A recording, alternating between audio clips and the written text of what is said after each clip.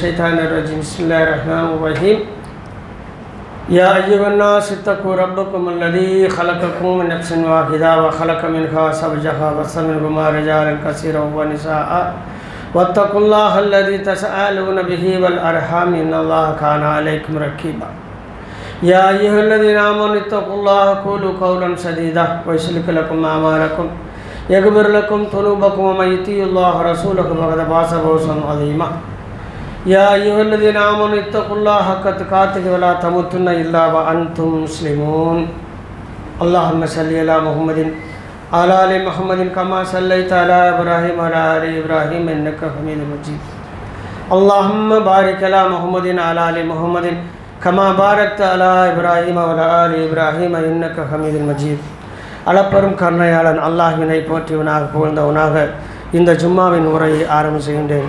அன்புக்குரியவர்களே, அல்லாஹ்வினுடைய மாபெரும் கருணையினால் நாம் எல்லாம் அல்லாஹ்வை ஈமான் கொண்டவர்களாகவும் மேலும் அல்லாஹ்வுக்கு எந்த சூழ்நிலையிலையும் இணை வைக்கக்கூடாது என்ற உறுதிப்பாட்டில் உள்ளவர்களமாக இருக்கின்றோம். அப்பேற்பட்ட நாம் இன்னும் தரத்தால் உயர்ந்து அல்லாஹ்வின் அருளுக்குரியவர்களாக மாறி அல்லாஹ்வினுடைய மன்னிப்பிற்கு தகுதியானவர்களாக நம்மளை மாற்றிக்கொண்டு மரணிக்கும் தருவாயிலே அல்லாஹ்வினால் பொருந்தி கொள்ளப்பட்ட ஆத்மாவை வெளியேற்றக்கூடிய பாக்கியமிக்க மனிதர்களாக நம்மை நாம் ஆக்குவதற்கான முழு முயற்சியில் ஈடுபட வேண்டும். அல்லாஹ் ரப்பல் ஆலமீன் அதை தௌஃபீக் செய்வானாக என்று பிரார்த்தனையோடு ஒரு சில விஷயங்களை இந்த ஜும்மாவிலே உங்கள் முன் நாம் முன்வைக்கின்றேன். அன்புக்குரியவர்களே, அல்லாஹ் ரப்பல் ஆலமீன் குர்ஆனில் அதிகமாக சொல்லக்கூடிய ஒரு வார்த்தை, பொதுவாக பல விஷயங்கள் சொல்லுவான், ஆனால் ஒரு வார்த்தையை பல கோணங்களில் சொல்லிக்கிட்டே இருக்கிறான். அது என்ன அப்படின்னா, அஃபலா யத்ததப்பரூன குர்ஆன் வலவ் கான மின் இந்தி கைரில்லாஹி லவஜது ஃபீஹி இக்திலாஃபன் கஸீரா. அவர்கள் இந்த குர்ஆனை கவனமாக சிந்தித்து பார்க்க வேண்டாமா? அல்லாஹ் அல்லாதவரிடமிருந்து வந்திருந்தால் அல்லாஹ்வுடைய இந்த வசனத்தில் ஏராளமான முரண்பாடுகளை அவர்கள் கண்டிருப்பார்கள் என்று அல்லாஹ் ரப்பல் ஆலமீன் குர்ஆனை சிந்தியுங்கள், சிந்தித்து பாருங்கள் என்று கூறுகின்றார். நாம் பார்க்க இந்த சொல்லக்கூடிய வார்த்தை என்னென்னா சிந்தனை என்ற வார்த்தை தான்.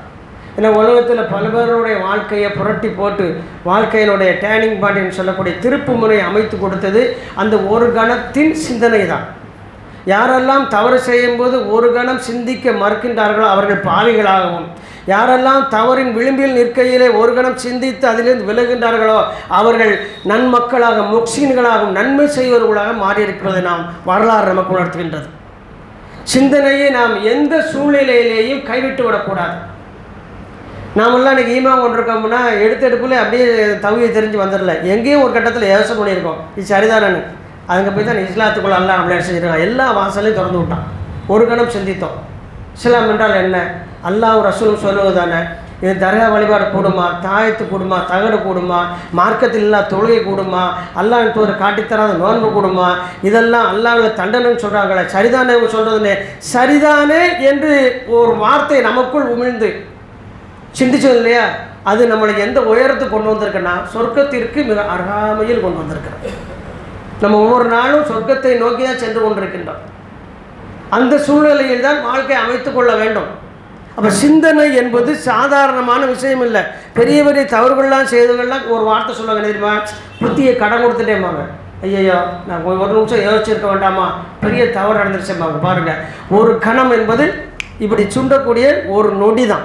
அந்த ஒரு நொடி சிந்தனையை தொலைத்து விட்டவர்கள் அல்லது விட்டுவிட்டவர்கள் பெரிய பாவிகளாக மாறுவதற்கான வாய்ப்புகள் இருக்கிறது.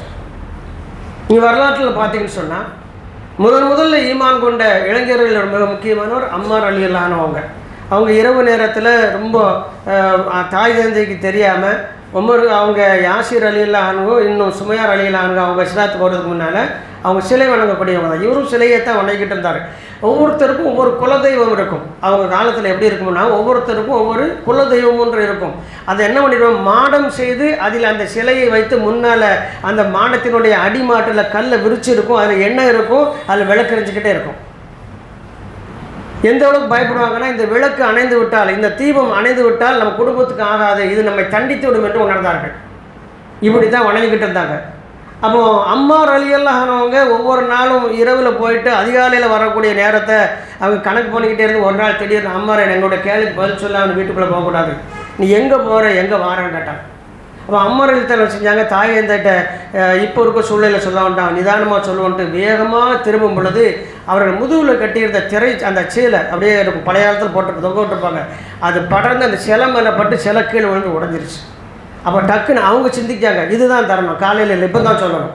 அவங்க சிந்திக்கிறாங்க, தங்களை தாங்களே காத்துக்கொள்ள இயலாத இந்த சிலையா உங்களை தண்டிக்க போகிறது, இந்த சிலையா உங்களை நன்மை தரப்போகிறது என்று இவ்வளவுதான் கேட்டாங்க. அறிந்து கொள்ளுங்கள், அல்லாஹ் ஒருவன் தான், அவன் தான் நம்மை படைத்தான், அவன் தான் காக்கின்றான். இவ்வளோ சொல்லிட்டு அமைதியாக நின்னாங்க. அவங்க சொன்னது இவ்வளோதான். அவங்க சிந்தித்தது ஒரு கணம், சொன்னது 2-3 வார்த்தைகள். உடனே அம்மார் அலியலானவங்களும் யாசிர் அலியாவங்களும் என்ன செய்கிறாங்க, சாரி சுமையார் அலியலாகவும் பாருங்க மகன் சொல்ல சரிதானே, இது தன்னைத்தானே காப்பாற்றிக்கிட முடியலையே, கீழே விழுந்துச்சு உடஞ்சிது, அது ஒன்றா ஒட்டலை, அதிலிருந்து எண்ணெயிலேயே அந்த தீபம் மூழ்கி அந்த தீபமும் அணைஞ்சிருச்சு, இதே காப்பாற்றப்படும் மகன் சொல்ல சரிதானே, சரி வா முகமதை பார்ப்போனாங்க. அவங்க எடுத்த அந்த முடிவும் ஒரு கணம் சிந்திச்சாங்க. சிலை தன்னைத்தானே காப்பாற்றிக் கொள்ளலையா, மகன் சொல்கிறது கூட்டோட சரியாக தானே இருக்குது, சிந்தித்தார்கள். உடனே என்ன செஞ்சாங்க, நாங்கள் முகமதை பார்க்கணுன்னாங்க. உடனே அல்லாஹ்வின் தூதர் இடத்துல அம்மாவோட தாய் அந்த அழைச்சிட்டு போகிறாங்க, கலிமா சொல்கிறாங்க. அவங்கள கொண்டு எங்கே ஒன்று சேர்த்துடுது, அந்த கலிமா சொன்ன நேரம் முதல் ஷஹீதுகளாக அல்லாஹ் அவங்களை அந்த சொல்லுறான். முதல் ஷஹீது அல்லாஹ்வின் தூதருடைய வரலாற்றில் முதல் ஷஹீதுகள் இந்த 2 பேரும். அபூ ஜஹீலால் கொடூரமாக கொல்லப்பட்டவங்க, உடனடியாக முதலில் சூனத்திற்கு அவர்கள் அனுப்பப்பட்டவங்க இந்த பூமியில் இருந்து. பாருங்க, அவங்க எடுத்த முடிவு ஒரு கணம் சிந்திச்சாங்க. அப்போ சிந்தனை என்பது ஒரு மனிதனை அப்படியே மாற்றிவிடும். உமர் கத்தாப் ரலியல்லாஹு அன்ஹு தங்கச்சி வீட்டுக்கு அல்லாஹ்வின் தூதரை கொல்ல வேண்டும் என்ற வெறியோடு வாளோடு சென்ற பொழுது எதிரே அவருடைய நண்பர் கூறுகின்றார், அவரை போய் கொல்வதுக்கு முன்னாடி உன் வீட்டை திருத்து, உன் வீட்டு வழியே தான் வரேன், தங்கச்சி வீட்டு வழியே தான் வரேன், அங்கேயே குர்ஆன் வாசிக்கிட்டு இருக்காங்க. உடனே கோபத்தில் வேகமாக போகிறாங்க.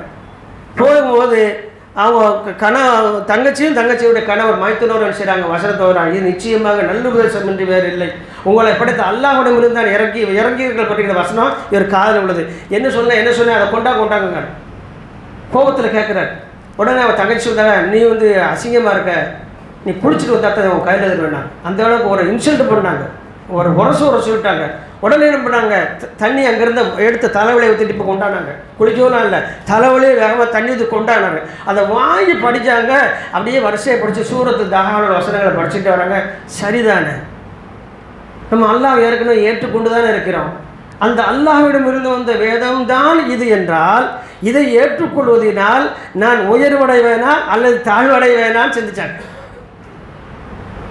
ரொம்ப ரொம்ப இலகுவாக சிந்திக்கிறாங்க. சிந்திச்சு ஒரு முடிவுக்கு வராங்க, நிச்சயமாக இது அல்லாஹ்வுடைய வேதம் தான்.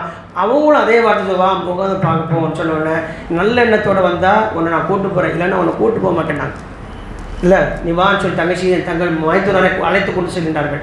இவன் வேகமாக கையில் உள்ள வாழை இன்னும் கீழே வைக்கல, வேகமாக வராங்க.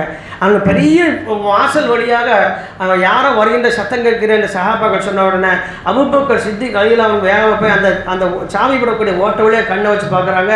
உமர் ஹலத்தா வழியில் அவங்க வாளோடு வந்துட்டு இருக்காங்க. அல்லாஹ்வின் தூதரே, உமர் ஏந்திய வாளோடு வருகிறார் என்று சொன்னோன்னே ரசூல் ஸல்லல்லாஹு அலைஹி வஸல்லம் அவங்களுக்கே உண்டான ஒரு புன்முறுவலோடு உமரை உள்ள அனுப்புங்கட்டார். அல்லாஹ்வுடைய அறிவுறுத்தல், உமரை உள்ள அனுப்புவாங்க. கதவு திறந்துட்டு அபூபக்கர் சித்திக் ஒரு வார்த்தை சொன்னாங்க, நீ என்ன எண்ணத்தோடு வந்தியோ உனக்கு அதுதான் கிடைக்கும், பார்த்துக்க, நல்ல எண்ணத்தோடு வந்தால் உள்ளவா, இல்லைன்னா அப்படியே போயிருந்தாங்க. பதிலே சொல்லலை, நேராக போய் மண்டி போட்டு உட்காந்து வாழை கீழே வச்சுட்டு கண்ணு வச்சுட்டாங்க. அவங்க சொல்லும்போது மட்டும் எப்படி சொன்னாங்கன்னா, லா இலாஹா இல்லல்லாஹ் அவங்க சொல்ல அந்த ரசூலுனாங்க, நீங்கள் தான் ரசூல். அவங்க எப்போவுமே அவங்களுடைய வித்தியாசமான வார்த்தைகள், அல்லாஹ் ஒருத்தன் தான் வணக்கத்துக்குரிய அவங்க இணையம் இல்லை, நீங்கள் தான் ரசூல், நான் ஏற்றுக்கொள்கிறேன். அப்போ அல்லாஹ் ஒருத்தர் சொன்னாங்க, உன்னுடைய வரவு நல்வரவாட்டம் கையில் சத்தியம் வாங்குறாங்க, நான் இஸ்லாத்தில் இணைந்து கொள்ளுன்னு சொல்லி. இங்கேயும் பார்த்தீங்கன்னு சொன்னால் அவர் இஸ்லாத்துக்குள்ளே மிகப்பெரிய ஷஹீதாக இருந்து இஸ்லாமிய பேர் சாம்ராஜ்ய கட்டமைக்கக்கூடிய மிகப்பெரிய ஒரு கலிபாக இருந்த மனிதர், அவர் எடுத்த முடிவு எடுத்துக்கொண்ட நேரம் ஒரே ஒரு கணம், இது அல்லாஹ்வுடைய வேதம் தானே என்று ஏற்றுக்கொண்டார். இன்னும் ஏற்க மருத்துவர்கள் உள்ளவனை பாருங்கள், இரவு நேரத்தில் அல்லாஹ்வோட தூதர் கஅபத்துல்லாஹ் முன்னாடி தொழுகிறாங்க இவங்க இஸ்லாத்துக்கு வந்ததுக்கப்புறம். அப்போ என்ன பண்ணுறாப்புலன்னா, ஒரு நாள் என்னதான் இவர் சொல்லி தொழுகிறார் பார்க்கறதுக்காக அபூ ஜஹல் வேகமாக என்ன செய்கிறான், அந்த கஅபத்துல்லாஹ் சிரத்திலையை ஒதுக்கிக்கிட்டு உள்ளே ஒழிஞ்சிக்கிட்டு ரசூல் ஸல்லல்லாஹு அலைஹி என்ன ஓதுறாங்கன்னு சொல்லும் பொழுது அவங்க தெளிவாக சொல்கிறாங்க, இது இறைவசனம், இது குறி சொல்கிறவன் சொல்லில்லை, இது பைத்தியாரோட சொல்லில்லை, இது எந்த ஜின்னுங்களுடைய சொல்லில்லை என்று வரிசையாக அல்லாஹ்வுடைய வசனம் தான் என்பதை சொல்லிக்கிட்டே வரும்பொழுது ஒரு கணம் அவன் சிந்திக்க எப்படி தெரியுமா, இவர் சொல்றதெல்லாம் சரிதான சிந்திச்சுட்டு என்ன பண்ணேன்னா, இதான் அல்லாஹ் யாருக்கு நேர்வழி காட்டுவான் காட்ட மாட்டாங்கிறது.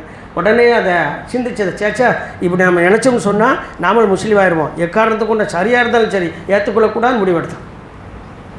அதுதான் அவனை பதில் யுத்தத்தில் சிறுவர்கள் கையால் கொலையுற செய்தது.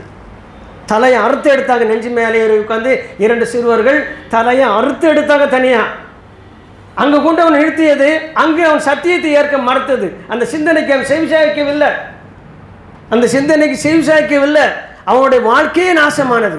எந்த அளவுக்கு என்று சொன்னால் அல்லாஹ் வந்து ஒரு பதில் யுத்தத்தில் சொல்கிறாங்க, என்னுடைய உம்மத்தில் வந்த ஃபிரௌன் இவன் தான்.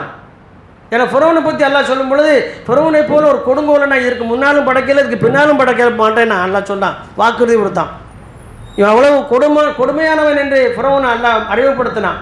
அதனால் அவனை ஒப்பிட்டு சொன்னாங்க, என்னுடைய சமுதாயத்தில் ஃபிரௌன் இவன் தான், சத்தியம் என்று தெரிந்தும் ஏற்க மறுத்தான். அல்லாஹ் அவனை இழிவுபடுத்தி விட்டான். எல்லாரையும் தூக்கி இந்த கிணத்துக்குள்ளே இறங்கினாங்க அல்லாஹ்வோட தூதர். அந்த இடத்துல கொண்டு நிறுத்தியது அபூஜஹல் எதுனா அவன் சிந்திக்க மறுத்தது. இப்போ நாம் வந்து இதை ரொம்ப முக்கியமான விஷயமா இருக்கு. ஏன் அப்படின்னு சொன்னால், நீ ஏன் இந்த சிந்தனையை கொண்டு வரோம்னா, நம்மளுடைய வாழ்க்கையில் நிறைய தவறுகள் நடக்கிறதுக்கு அந்த ஒரு கணம் சிந்திக்க மறந்தது தான். சிந்தனை எப்போ நம்ம விட்டுதமோ அப்போ சைத்தான் வந்து நீ விட்டு கொடுத்துறாத, நீ பெரியாள் என்ற ஒரு மமதையை ஏற்படுத்துவான், ஒரு அகங்காரத்தை ஏற்படுத்துவான், ஒரு கிபுரை, ஒரு திமுறை ஏற்படுத்துவான். அப்போ தான் நம்ம வழிகேடுகள் இறங்கி பாவிகளாக மாறுவோம், பாவங்களை செய்யக்கூடியவர்களாக மாறுவோம். அப்போ சிந்தனை என்பது எப்பொழுதுமே எப்படி இருக்க வேண்டும் என்று சொன்னால், நான் இதை செய்தால் அல்லாஹ்விடத்தில் நன்மை கிடைக்குமா தீமை கிடைக்குமா என்ற பொதுவான ஒரு கேள்வி அந்த சிந்தனையில் ஒட்டிக்கொண்டே இருக்க வேண்டும். அது இருந்தது என்று சொன்னால் எந்த காலத்திலும் நாம் பாவத்தின் பக்கம் செல்லவே மாட்டோம். நீ நிறைய பேர் பாவம் செய்ததுக்கு என்ன காரணம்னு சொன்னால், அவங்க சிந்திக்காமல் இருக்கிறது தான், சிந்தனை மறந்தது தான்.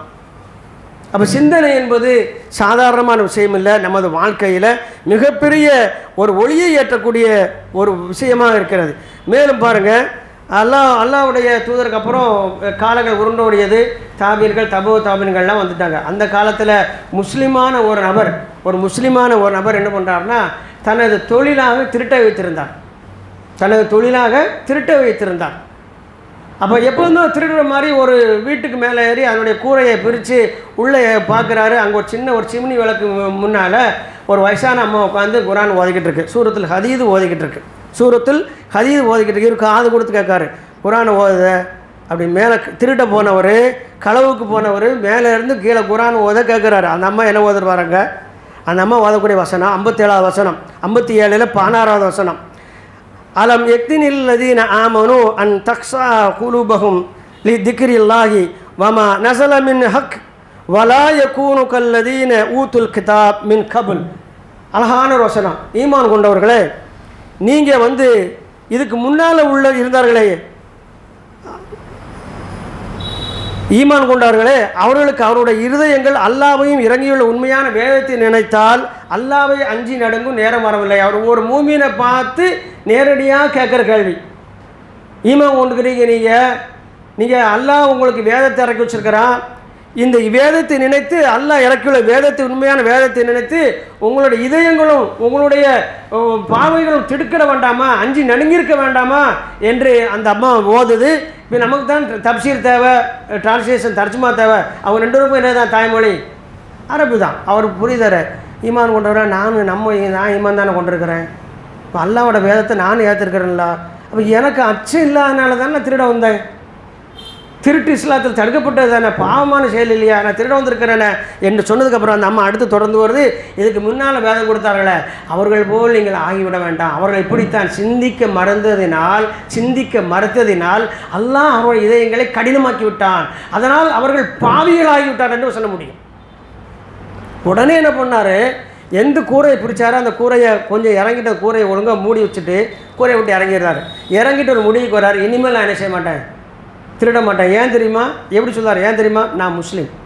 இதுதான் அவரோட எடுத்த ஸ்டாண்டு, நான் முஸ்லீம், எனக்கு திருட்டு ஆகமானதில்லை என்று சொல்லிவிட்டு அதுக்கப்புறம் உழைத்து சம்பாதித்து அவர் என்ன பண்ணுறாருன்னா, அவருக்குன்னு எதுவுமே வைத்துக்கொள்ளாமல் தான தர்மங்களில் அன்னன்னைக்கு வரக்கூடிய வருமானத்தை கொடுத்துட்றார். அவரே சொல்லக்கூடிய விஷயம், நான் செய்த பாவத்திற்கு பரிகாரமாக அல்லாஹ்விடம் மன்னிப்பு கோரியவர் மட்டுமல்லாமல், அந்த பாவமான காரியத்தை விட்டதோடு மட்டுமல்லாமல், ஏற்கனவே செய்த பாவத்திற்கு பரிகாரமாக நான் தான